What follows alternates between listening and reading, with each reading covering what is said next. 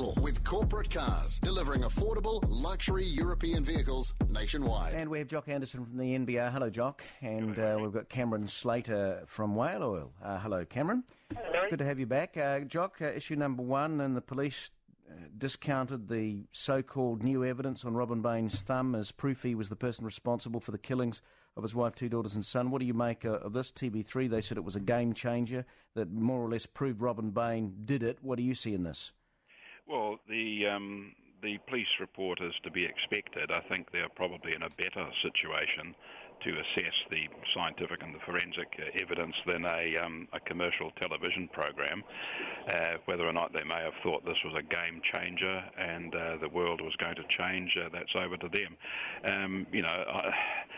This to me is not a surprise. I don't think it will come as a surprise to a lot of other people either. People are still going to have their divergent views on the whole affair of David Bain.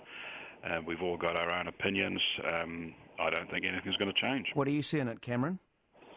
Anyone who has a semblance of firearms use in their life knew that was a completely specious premise that Joe Karam has foisted on TV3.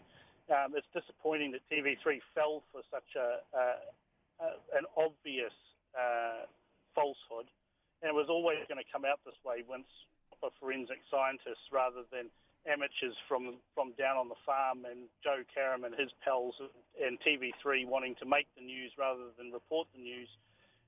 It was always going to end up this way, and you could tell from any number of angles that there was no way that what they were saying was actually true. Can I just ask you this, Cameron, too? Apparently, as I understand it anyway, the guy in the story who said he'd just fallen over this was actually a supporter out of the David Bain camp, was he? Or he had supported him in some shape or form in the past? Well, it was some guy down in Cambridge way, I understood, who reckons that he saw these photos and knew straight away what it was. Well, I saw the photos, and I didn't agree with that. I've loaded literally thousands of Rimfire magazines, and I've never had marks like that on my thumbs or fingers.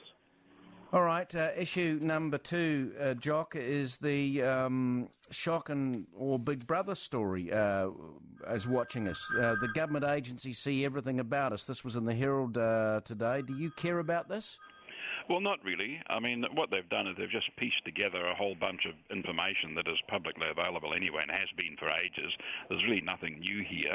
I think it's a bit rich, though, to lead off your story, and so it was almost as if you're in sympathy with some kind of bloke who apparently has been avoiding paying child support, and he gets picked up in London renewing his passport. Well, good on them. If that's what we're going to find, that's fine. But, I mean, look, this is not new, and I don't think anyone has got anything to be overly concerned. Right, law-abiding citizens, Cam, nothing to worry about. I mean, you're terrible. You had to renew your passport, as Jock just saying, you had to renew your passport in London and the IRD catch up because you haven't paid child maintenance. Well, so what? Good stuff. Well, he's a deadbeat dad in a rat bag, and if we found him by data matching, well, good job, let's find some more.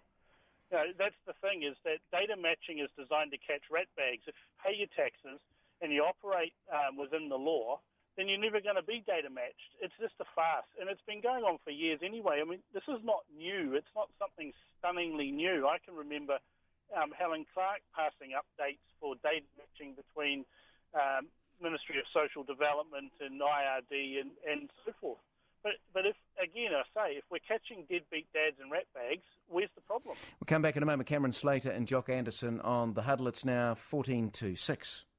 Larry Williams Drive with the new ANZ, the bank that gives you more. Jock Anderson and Cameron Slater back on The Huddle. Jock, issue number 3. Parents of a 7-year-old girl who wants to be a boy, apparently, or feels that she is a boy, want medication to stop the onset of puberty being denied because of the child's age. This appeared in the Sunday Star Times yesterday. I'll say at the outset, I believe that it's irresponsible forcing a kid to go on medication at that age. What do you see in this? I agree entirely, and I would just like to note here what the current editor-in-chief of the Sunday Star Times says. He says, this is an important story to tell. written with the support of the family. As responsible publishers, we've chosen to change the names. What a load of cobblers. This, I found, is one of the most bizarre stories I've seen for ages. This is clearly nothing to do with the general public. Why on earth the parents of this child, and whether it's a boy or a girl, have cooperated with a Sunday paper to publish this, I think, a dreadful expose of this this child's life and the problems he or she is going through.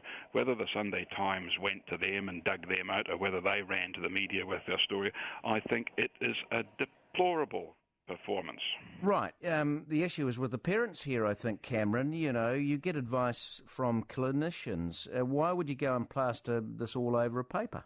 Well, it's almost, I mean, just echoing what Jock has said there, it's almost tantamount to child abuse to put a child into the media at such a young age, tout the story, push it. It's almost crybaby, attention-seeking behaviour on behalf of the parents as well. This is a 7-year-old. How do you know that what they're saying is going to be what they're going to say when they're 8 or when they're 9? And sexuality is something that doesn't come on very early at 7 years old, I would suggest. And to suddenly decide that you want to be a boy when you're 7 years old, I mean, you can look at it from a pure social outcome. Is that boys look like they have a whole lot more fun than girls, don't they, when they're 7 years old?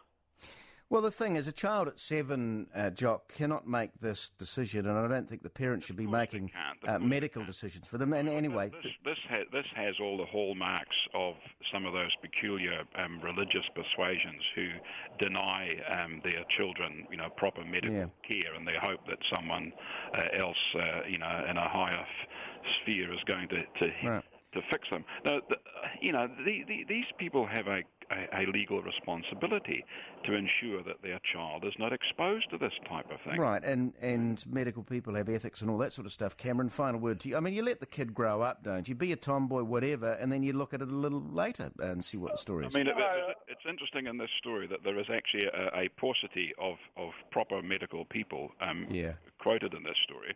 There are people who belong to something called the Rainbow Movement or something. We all know what that is. It's agenda pushing, and it's media manipulation, and it's, again, manufacturing the news out of something that isn't really news in order to push a particular agenda, and that's the bottom line of what this is. It's shameful. I agree with what Jock says, and the editor, if they were worth their salt, would have said, no, we're not going to run this story. Cameron Slater and Jock Anderson on the Huddle. Murray Decker next. It's 8 to 6.